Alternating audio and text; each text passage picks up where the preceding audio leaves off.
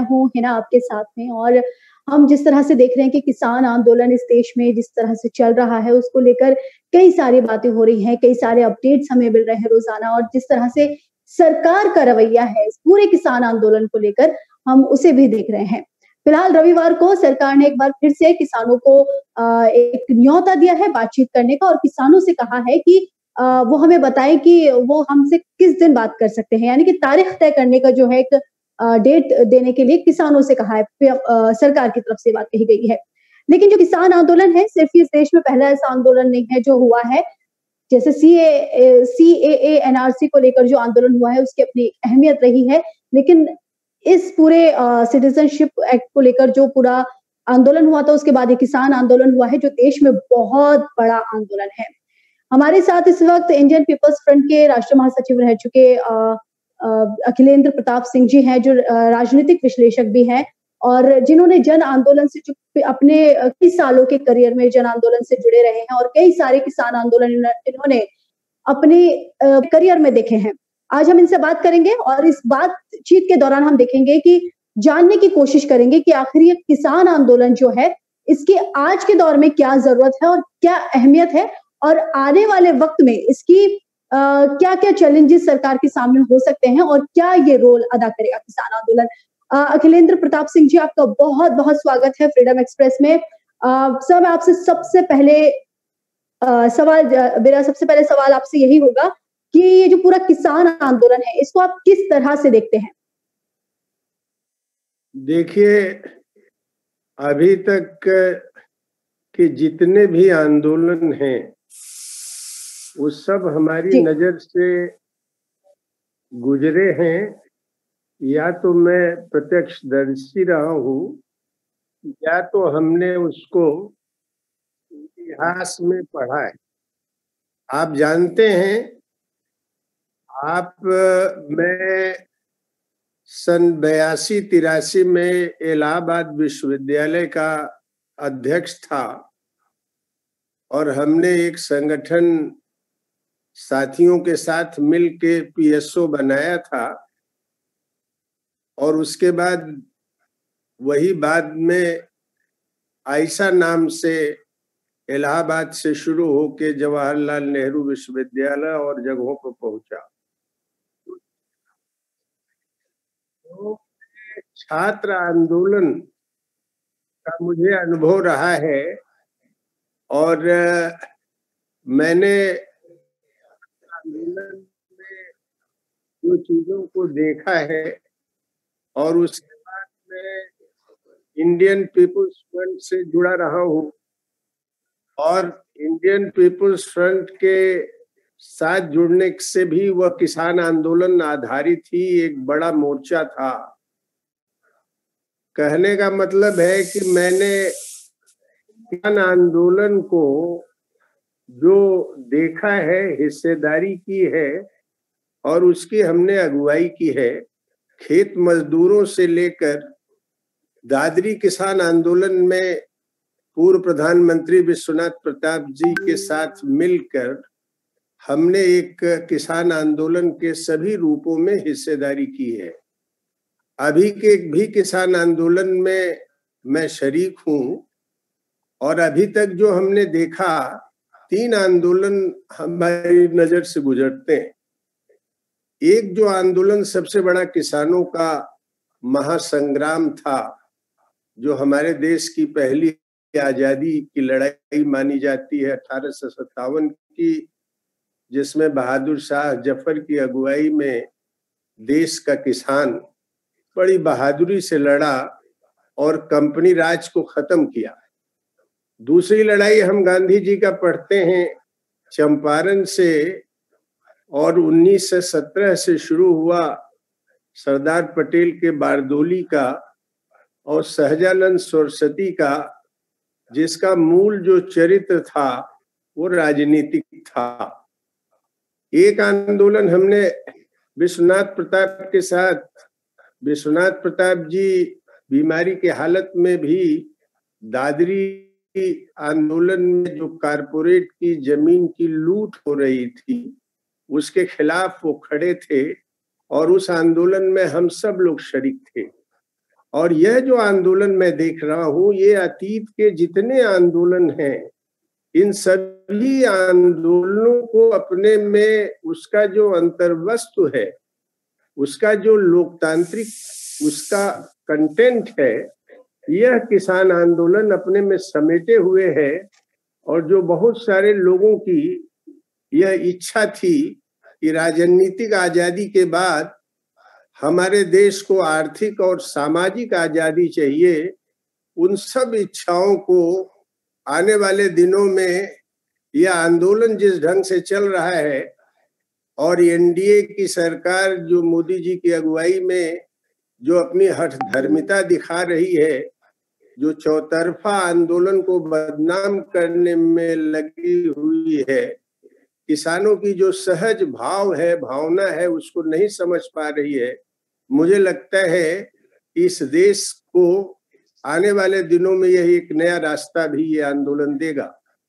और यह मैं अपने अध्ययन से, अपने अनुभव से मैं इस बात को रखता हूं। इस आंदोलन में मैं पिछले 6-7 दिनों से यहाँ, जहां आप देख रहे हैं दिल्ली जयपुर रूट पर, जहां वामपंथी योगेंद्र यादव जी की अगुवाई में, वामपंथी आंदोलन के वरिष्ठ नेताओं की अगुवाई में जो धरना चल रहा है शाहजहांपुर, वहां से हमने ये देखा कि जो ये कहा जा रहा था कि महज ये पंजाब का आंदोलन है, कोई जाके देख ले, पैमाने पर लोग उसमें हिस्सेदारी कर रहे हैं। जी, आपके हरियाणा में तमाम बंदिशों के बावजूद, खट्टर सरकार के दमन के बावजूद बहुत बड़ी संख्या में लोग उसमें शरीक हो रहे हैं। तो हमने ये देखा कि देश भर में लोग इन जगहों पर पहुंच रहे हैं और अपने अपने इलाकों में भी आंदोलन हो रहे हैं। जैसे अभी कलकत्ता में किसानों का बहुत था, मुंबई में भी इसकी बात चल रही है, वहां भी किसानों का मार्च है, चेन्नई में है। पूरे देश में अगर आप एक वाक्य में कहें तो किसानों का भाव इस आंदोलन से जुड़ गया है। उनकी पीड़ा जो थी, उस पीड़ा की अभिव्यक्ति यह पंजाब, हरियाणा और इस क्षेत्र में जो पश्चिमी उत्तर प्रदेश के किसानों ने जो किसान आंदोलन की, वह सब की भावनाएं उससे जुड़ी हुई हैं। और सरकार अपनी बौखलाहट में चाहे जितना कुप्रचार करे, लोग समझने लगे हैं कि सरकार कारपोरेट के इंटरेस्ट के लिए किसानों का बलि देना चाहती। इस आंदोलन में मैं सिंघू में गया, वहां पर मैं साथियों के साथ बैठा, मैंने देखा। मुझे पंजाब की जो संस्कृति है, पंजाब का जो लोकगीत है, पंजाब के किसानों की आम बात है, 2 नारों से आप समझ सकते हैं। पंजाब में नारा लग रहा था, बोल मजूरा बोल किसाना जिंदाबाद जिंदाबाद, और दूसरी तरफ लग रहा था, कारपोरेट मुर्दाबाद, अंबानी अदानी मुर्दाबाद, और मोदी सरकार हाय हाय। तो मैं ये देख रहा हूं कि ये जो आंदोलन है, यह आंदोलन, और हमने तो देख कर के मैं दंग रह गया, क्या वहां की सांस्कृतिक सामाजिक भावनाएं उभर के आ रही थी। क्या हिंदू, क्या मुसलमान, क्या सिख, क्या ईसाई, सभी के प्रतिनिधि और सभी आंदोलन की ताकतें वहां पर मंच। इस तरह का आंदोलन तो मैंने अपने जीवन में, ढेर सारे आंदोलन हुए, हमने नहीं देखा। यही मैं टिकरी बॉर्डर पर भी मैं गया, हमने इस बात को देखी। वहां पर इतना बड़ा जोगिंदर सिंह जो उगराहा हैं, उनके साथ मैं 2 घंटे रहा, मेरी लंबी बातचीत हुई।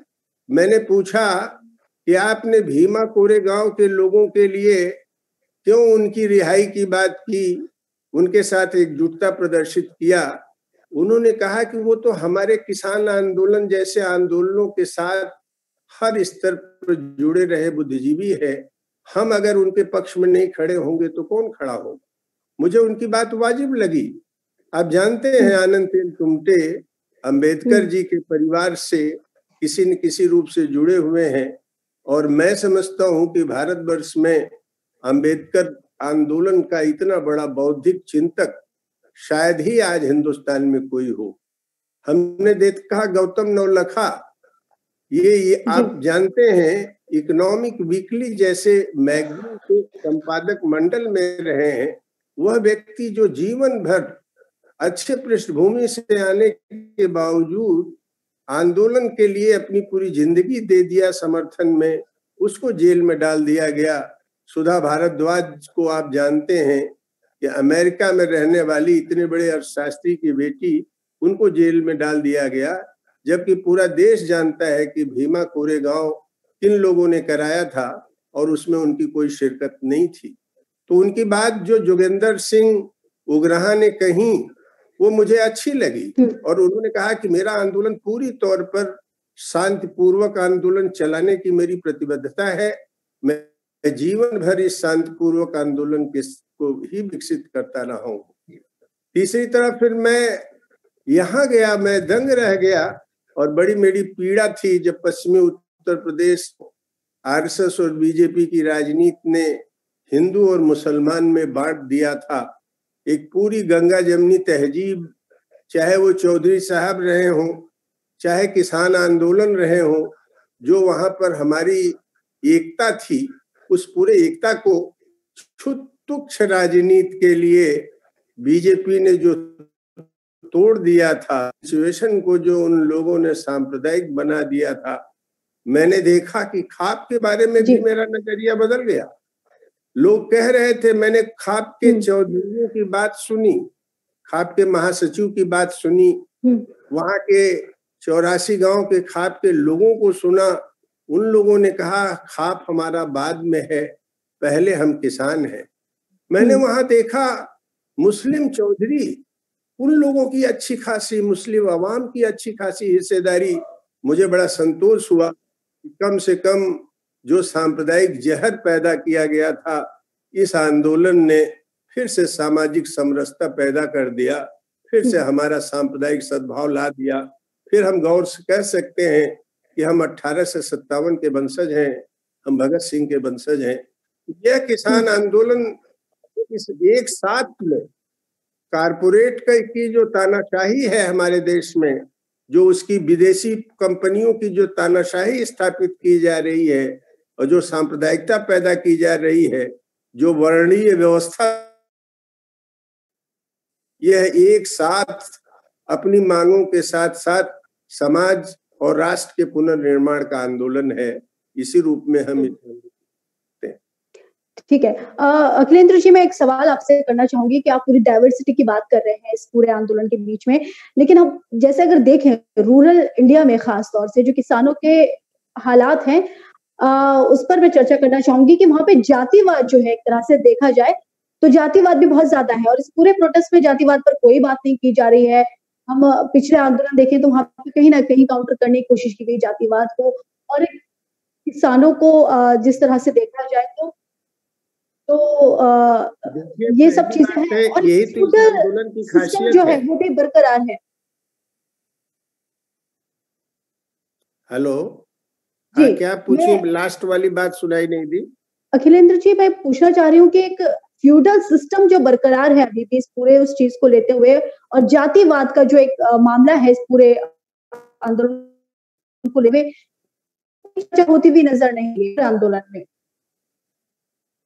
नहीं, देखिए, मैंने आपको बताया कि मैं 80 के दशक में भी आई सेक्रेटरी होने के नाते मीटिंगें की थी सरल जोशी से, मीटिंगें की थी जो पुराने उस नंजनडू स्वामी से।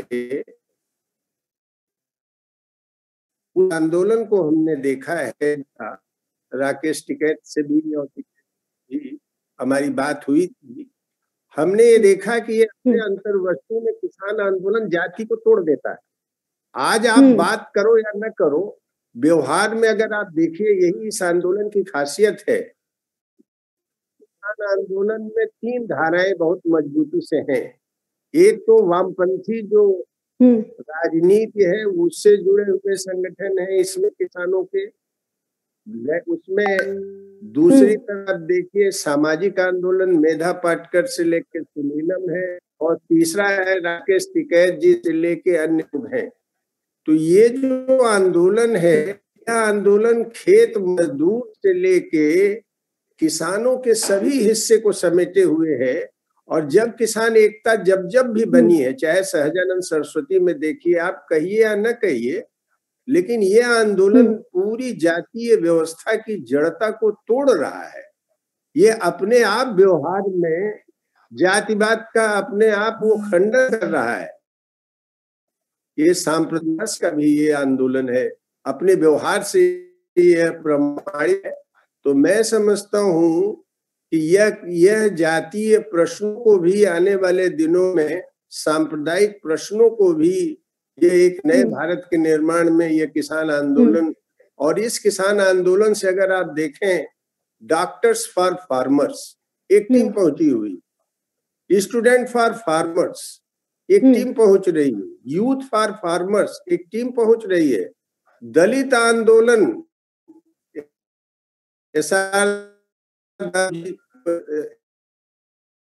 लेकर अच्छे दलित फ्रंट के प्रवक्ता है राष्ट्रीय जिग्नेश मेवानी, ये सब लोग इस आंदोलन के साथ हैं। मैं समझता हूं कि ये आंदोलन जातीय बेड़ियों को भी तोड़ रहा है। वो इसलिए मैं कह रहा हूं कि ये राष्ट्रीय निर्माण का एक आंदोलन है और पूरा सिविल सोसाइटी इस आंदोलन से जुड़ता जा रहा है। और अभी प्रशांत भूषण ने एक बैठक की थी, उस गया था, वो प्रमुख राजनीतिक दलों के कुछ प्रतिनिधियों को भी उन्होंने कुछ बुलाया था, और सामाजिक और नागरिक आंदोलन के लोगों को भी बुलाया था। इन्हीं सब प्रश्नों को लेकर के मैंने देखा वहां चर्चा हुई, और इस आंदोलन को हेल किया गया। यह सामाजिक समरसता से लेकर के जाति के खिलाफ भी आंदोलन खड़ा हो रहा है, और यह अपने अंत में पूरी तौर पर लोकतांत्रिक है और एक लोकतांत्रिक भारत का निर्माण कर रहा है।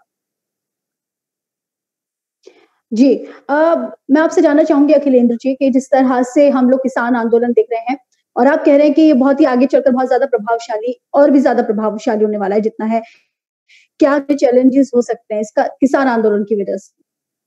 देखिए, पहली बात तो ये है कि मोदी जी अपने मन की बात करते हैं, लेकिन वो सहज नहीं है उनके मन की बात। मैं जो अपने मन की बात में कोई थ्योरेटिकल एनालिसिस अब नहीं कर रहा हूँ, मन की बात कह रहा हूँ। आप जरा सोचिए कि अगर किसान ये कह रहा है कि भाई हमको आप जो दे रहे हो बंद कर दो, कम से कम हम जो पैदा कर रहे हैं उसको आप खरीद के, और आप स्वामीनाथन कमीशन जिसको आपने अपने घोषणा पत्र में भी माना, C2 प्लस 50% जोड़ के आप उसको दे दो। सरकार कह रही है हमारे पास पैसा नहीं, हम नहीं दे सकते। अरे भाई, पैसा क्यों नहीं है आपके पास? आप कृषि बजट पर क्यों नहीं अपना खर्च बढ़ाते हैं? आपको मैं बताऊं कि अगर वेजिटेबल्स, फ्रूट्स और औषध के जो पौधे हैं, इन सब के जोड़ लिया जाए और इसका समर्थन मूल्य तय कर दिया जाए, तो इसका बेहतर एक्सपोर्ट भी हो सकता है।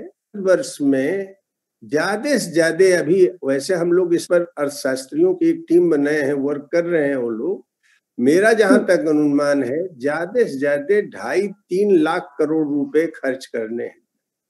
ये सरकार 2.5-3 लाख करोड़ रुपया खर्च करने के लिए तैयार नहीं, और सरकार खुद मानती है कि 10 लाख करोड़ रुपए कॉर्पोरेट्स के बट्टे में आपने डाल करके वो पूरा अकाउंट आप बंद कर देते हैं। तो ये क्या है? आप किसान आंदोलन को, एक छोटी सी उनकी डिमांड है कि भाई ये जो तीनों कानून है इसमें क्या संशोधन करने की वो संस्कृति दे देंगे। क्यों बात अड़ी हुई है? किसान कह रहे हैं कि भाई ये तीनों कानून का मूल पाठ ही अगर गड़बड़ है तो मैं क्या इसमें संशोधन समझा सकता हूं? आप कह रहे हैं संशोधन दे दीजिए, आप 14 पेज 8 पेज का पत्र जारी करें, क्या संशोधन देंगे? हम एक संप्रभु देश हैं, हमारी एक पार्लियामेंट है, हमारी एक असेंबली। आपके पार्लियामेंट में कोरोना पीरियड में आप आम सभाएं बंगाल से लेके हर जगह कह रहे हैं, ममता सरकार को उखाड़ के हम अपनी सरकार बना लेंगे आप कह रहे हैं। आप पार्लियामेंट को क्यों नहीं बुलाते, पार्लियामेंट को क्यों नहीं सुनते? वहां कोरोना का डर है और इतनी बड़ी बड़ी रैलियां हैं, क्या है इतना, क्या मन की बात करके किसको भरमा रहे हैं मोदी जी? क्या माथा टेक रहे हैं जाके, किसको भरमा रहे हैं? अरे कम से कम मन की बात तो ये है कि आप भी गरीब परिवार से आए थे, कारपोरेट्स ने आपको गोद ले लिया, तो कम से कम आप गरीब परिवार के बारे में भी कुछ सोचिए।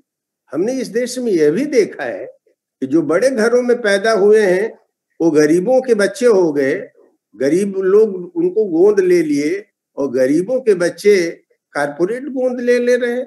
आप उनके लिए काम कर रहे हैं। एक समर्थन मूल्य के लिए आप कानून नहीं बना सकते, कृषि लागत मूल्य आयोग को संवैधानिक दर्जा नहीं दे सकते, और इस 3 कानून में आपने तो यहाँ तक कह दिया कि अंबानी महोदय चाहे जितना चाहे अनाज अपने पास रख लें, गोदाम बना लें, उनके ऊपर आप कोई रेगुलेशन भी नहीं लगा सकते। अपवाद के लिए कुछ बातें भले आप कह रहे हो, लेकिन आप बताइए हमारा जैसा गरीब मुल्क, तीसरी दुनिया का मुल्क, अगर राज्य अपने नागरिकों को अपने कारपोरेट से नहीं बचाएगी तो इन नागरिकों की जिंदगी क्या होगी? हमने कोरोना पीरियड में देखा है कैसे माताएं अपने बच्चों को लेके कितना कितना किलोमीटर चली हैं। आप क्या एक गाड़ी नहीं प्रोवाइड कर सकते थे उनके लिए? आप उनके लिए पैसा नहीं दे सकते थे? अरे कम से कम हद मत कीजिए। आप रोजगार नहीं दे सके, आप कोरोना पीरियड में हॉस्पिटल नहीं कर सके, कोरोना पीरियड में ओपीडी खुलवाने के लिए हमको हाई कोर्ट का दरवाजा खटखटाना पड़ा। आप इतना महंगा इलाज कर दिए हैं। आप स्वास्थ्य, शिक्षा, रोजगार, ये सब प्रश्न अगर आप हल करना चाहते हैं तो किसान के रास्ते से इस देश को विकसित कीजिए, पूंजी के रास्ते से ये देश विकसित नहीं होगा। 70 साल का ये अनुभव बताता है। कृषि की उपेक्षा करके, छोटे मझोले उद्योगों की अपेक्षा करके, विदेशी पूंजी के आधार पर आप इस देश को विकसित नहीं कर सकते हैं। आप जितना पैसा खर्च करते हैं, रोज तनाव की बात करते हैं, चुनाव जीतने के लिए आप सब बातें करते हैं, लेकिन मैं बहुत विनम्रता से कहता हूं कि अंग्रेजों के जमाने के जो हमारे सीमा विवाद थे, आज तक उस सीमा विवाद पर आप हल क्यों नहीं करने की तरफ कदम बढ़ा रहे हैं? केवल हर चीज में तनाव पैदा करना, लिंच माप तैयार करना, विरोध करने वाले को टुकड़े टुकड़े गैंग फलाने ढिकाने, जितना भी जो मन में आता है आप कहते हो। मैं ये पूछना चाहता हूँ, इस तरह के कुप्रचार करके जनता को आप गुमराह कर रहे थे। आज जनता, मैंने गाजीपुर में सुना, जो खाप के नेता थे उन लोगों ने बोला टुकड़े टुकड़े गैंग कह रहे थे। ये पूरा का पूरा खुद सरकार इस देश को बांट रही है सांप्रदायिकता के आधार पर। ये बात मैंने और किसी की नहीं, किसी बुद्धिवादी या किसी वामपंथी की नहीं, एक खाप के नेता को सुना जिनके दोनों पैर, वो गांव के प्रधान भी हैं, विकलांग हैं और खाप के चौधरी भी हैं, उनसे मैंने ये बात सुनी। तो मैं ये कह रहा हूं कि कम से कम देश के बारे में मोदी जी को सोचना चाहिए। नीतियों को बदलने की जरूरत है। गलत नीतियों से देश का नुकसान होगा। देश बहुत ही उपेक्षित हो गया है। कम से कम उसके नव निर्माण को आप नहीं कर सकते तो और विनाश करना आप बंद कर दीजिए। जी, अखिलेंद्र जी, मैं आपसे जानना चाहती हूँ कि शाहीन बाग जैसा जो एक आंदोलन है वो काफी बड़ा आंदोलन रहा, इसके बाद ये किसान आंदोलन है। आप इन दोनों आंदोलनों में क्या डिफरेंस और क्या सिमिलैरिटीज देखते हैं? देखिए, शाहीन बाग का मुद्दा क्या था? शाहीन बाग का मुद्दा था कि भाई हमारी एक परंपरा रही है, सब लोग आए हमारे यहाँ बसे, क्योंकि हम एक उर्वरा जमीन थे, सभी धर्म हमारे सांप्रदायिक सद्भाव के हिसाब से रहते थे। यहाँ का हर नागरिक देश की आजादी के लिए शहादत दिया है और इसमें किसी तरह से नागरिकता के प्रश्न पर विभाजन नहीं पैदा करना चाहिए। बहुत सारे जातियों का, बहुत सारे धर्मों का, बहुत सारे देशों में अगर उत्पीड़न होता है, उसके लिए ऑलरेडी एक कानून बना, कानून के तहत जो लोग आ रहे हैं, ये करना चाहते हैं, एक मूल बात थी उसकी। वो कह रही थी इसलिए कि इस कानून को वापस लीजिए, लेकिन उसमें भी काट खेला गया, इसको हिंदू मुसलमान बना दिया गया और जो लोग उसको समर्थन किए उनको कह दिया गया ये वामपंथी, जैसे आज कहा गया ये तो खालिस्तानी आंदोलन है, ये टुकड़े टुकड़े गैंग का आंदोलन है। तो उस आंदोलन में ये प्रचार करके अपना, और उसके बाद आप जानते हैं सब लोग हिंदुस्तान में थोड़ा भी जो यकीन करते हैं वो जानते हैं कि दंगा किसने कराया है। ये दंगा नहीं था, ये सरकार प्रायोजित, वहां पर बड़ा दमन था, किलिंग थी। और योगेंद्र यादव और वो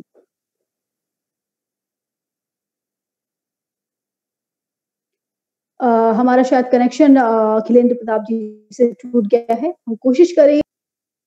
जी बोलिए। हाँ, मैं सुन रहा था। जी जी जी जी बताइए। नहीं, मैं ये कह रहा था कि अब बताइए, योगेंद्र यादव, सीताराम येचुरी, अब इन लोगों का भी नाम आप किसी न किसी रूप में खींच के ले आ रहे हैं। और जो लोग इन लोगों ने दंगा कराया, फसाद कराया, उनके खिलाफ कोई कार्रवाई नहीं। तो ये कोई राजधर्म नहीं है। जिस राज को चाहते हैं मोदी जी, और एक बात ध्यान रखें, कभी भी हिंदुस्तान को आरएसएस अपने ढांचे में नहीं बांध सकता है। हमारी बड़ी लंबी परंपरा है, हमारी परंपरा है, हमारी श्रमण परंपरा भी है, हमारी चारवाक परंपरा भी है, हमारे यहाँ भक्ति आंदोलन भी है, सूफी आंदोलन भी है। और यह समाज को आप आर्टिफिशियली बांट दीजिए हिंदू, मुसलमान, सिख, ईसाई के नाम पर, तो ये कुछ दिन तक तो चलेगा। जैसे इस किसान आंदोलन ने सब भ्रम आपके बारे में था।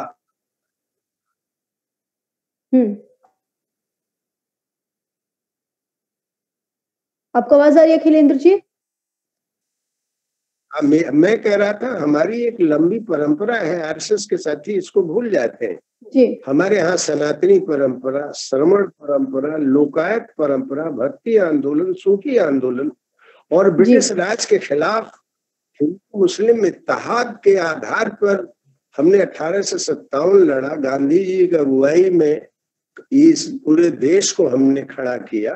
तो ये इस तरह से चाहे तो कुछ दिन के लिए चुनावी तीन तोड़ करके आप भले कर ले, लेकिन इस देश की एकता को तोड़ के आरएसएस के ढांचे में इस देश को आप नहीं बना सकते। बहुत पुरानी सभ्यता है हमारी, इसको कोई खत्म नहीं कर सकता। जी अखिलेंद्र जी, मेरा अगला सवाल आपसे ये होगा कि किसान आंदोलन के आज के वक्त में क्या मायने हैं और इसका आगे चलकर क्या अंजाम हो सकता है?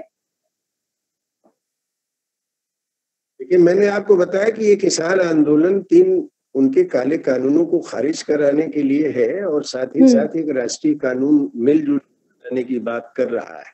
वो एक किसानों की तरफ से भी ये बात आ रही। तो यह कानून अगर बन जाता है तो इस कानून से देश में बहुत बड़ी एक जनता को राहत मिलेगी। क्योंकि देखिए, इनका जो अगला निशाना है ना, जो फूड सिक्योरिटी है हमारे देश में, मैं सुन रहा था इनके प्रवक्ता बोल रहे हैं, फूड सिक्योरिटी का भी प्रश्न यह किसान आंदोलन करता है। आप अगर गांव-गांव, मैं ये कहना चाहता हूं कि आप सहकारी अगर इस दिशा में रिप्रेजेंटेशन करें या ट्रिब्यूनल बनाए, वह ट्रिब्यूनल किसानों के सवाल को हल करे। सहकारी स्तर पर 4-5 गांवों को लेकर आप क्लस्टर बनाए, फसलों के खरीद और भुगतान तत्काल करें, उसके प्रॉपर डिस्ट्रीब्यूशन की बात करें, भ्रष्टाचार भी खत्म होगा। हेलो जी जी, आपकी आवाज आ रही है। जी अखिलेंद्र जी, आपकी आवाज आ रही है, बताइए जी। भ्रष्टाचार भी खत्म होगा और वह किसानों और आम आवाम को कम से कम 2 जून की भोजन की भी व्यवस्था करा सकेगा। यानी कितना दुर्भाग्यपूर्ण है कि हमारा कितना अनाज गोदाम में सड़ जाता है। सुप्रीम कोर्ट के आदेश के बावजूद भी भूखमरी से मरने वाले लोगों में आप उसको वितरण तक नहीं करा पाते, अनाज नहीं उपलब्ध करा पाते। तो ये सब प्रश्न ये किसान आंदोलन में जो ये कानून बनाने की बात है, तो वह हल करता है। और उस हल करने में कम से कम मैंने देखा है कि जो कृषि मंत्री रहे हैं, हमारी सोमपाल जी से बात हो रही थी, वो कृषि मंत्री रहे, उन्होंने कहा कि अखिलेश जी किसी भी हाल में इस देश में न्यूनतम समर्थन मूल्य का कानून बनना ही चाहिए, और यह जो हमारा कृषि मूल्य आयोग है इसको संवैधानिक दर्जा देना ही चाहिए।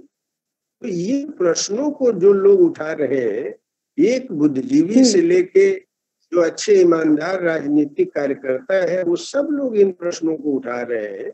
इसलिए मैं समझता हूं कि यह किसान आंदोलन अगर सरकार नहीं चेती तो यह किसान आंदोलन ये इतना बड़ा आंदोलन होगा कि सरकार को अनावश्यक रूप से या तो दमन करे या तो पीछे हटे। मैं सरकार से यही अपेक्षा करता हूं कि वह कोई ऐसा जी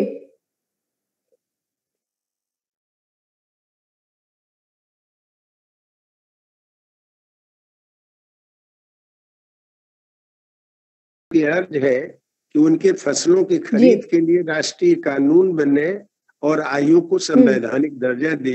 यह जो भाव है किसानों का, इसको वो समर्थन करे और इस तरह का कानून ले आए, और इसमें देश के जितने भी अर्थशास्त्री, किसान आंदोलन के नेता जी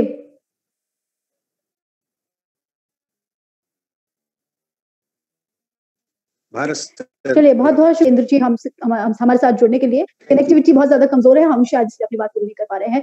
आप सभी का बहुत बहुत शुक्रिया हमें अपना वक्त देने के लिए भी, और हमें एक आप जो अखिलेंद्र प्रताप सिंह जी से हमें एक समझदारी मिली है कि किसान आंदोलन जो है शाहीन बाग आंदोलन के बाद से एक इतना अहम आंदोलन है जिसमें काफी डाइवर्सिटी है, जो सिर्फ और देश की और जातीय और डाइवर्सिटी, हार्मनी, इन सब के बारे में बात करता हूँ। और ऐसे प्रोटेस्ट की जो है वो हिंदुस्तान को काफी जरूरत है। देखना होगा ये प्रोटेस्ट जो है वो कितना कामयाब हो पाता है, क्या सरकार जो है अपने कदम पीछे लेगी या फिर कॉर्पोरेट के साथ जाना पसंद करेगी। आपका बहुत बहुत शुक्रिया अखिलेंद्र प्रताप सिंह जी हमारे साथ जुड़ने के लिए, अपना कीमती वक्त में देने के लिए। बने रहिए आप फ्रीडम एक्सप्रेस पे। बहुत बहुत शुक्रिया। शुक्रिया, धन्यवाद।